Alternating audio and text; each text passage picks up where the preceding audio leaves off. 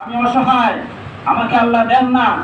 আমরা চাইতে হবে, চাওয়ার মতো চাইতে হলে আল্লাহ নিজে দিবেন। তিনি বলুন না সুবহানাল্লাহ। সময় আছে কিনা একটু ছোট্ট ঘটনা বলবো। বাদশাহ হারুনুর রশিদ তিনি একদিন ছাদের উপরে বসে আছেন। ওই জামানায় ছিল বাহলুল মজনুন, বাহলুল পাগলা। সে রাস্তা দিয়ে যাচ্ছেন। বাদশাহ হারুনুর রশিদ ওনার যে লোকজন আছে তাদেরকে বললেন, ওকে নিয়ে আসো, আমার কাছে নিয়ে আসো। অনেক ছাদের উপরে, 2 তলা উপরে, অনেক উপরে।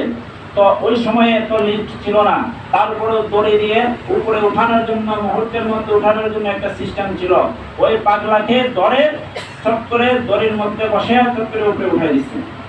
তো বাদশাহ হারুনুর রশিদ বাহলুল পাগলাকে, বাহলুল মজনুনকে জিজ্ঞাসা করলেন যে আল্লাহকে কিভাবে পাওয়া যায়, আল্লাহকে পাওয়ার জন্য কি করতে হবে। বাদশাহ হারুনুর রশিদ তিনি ছিলেন আলেম, তিনিও আল্লাহর ওলি ছিলেন। বাহলুল যে প্রকৃত আল্লাহর ওলি তিনি চিনতেন। তিনি বললেন আল্লাহকে কিভাবে পাওয়া যায়। ওই বাহলুল মজনুন বলল, আমাকে যেভাবে এনেছেন ওইভাবে পাওয়া যায়। সুবহানাল্লাহ। বলে এটা কেমন কথা? বলে দেখেন, আপনি একজন বাদশাহ, আপনি রাজা।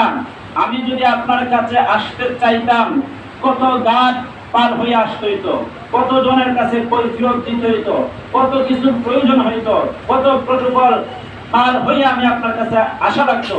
কিন্তু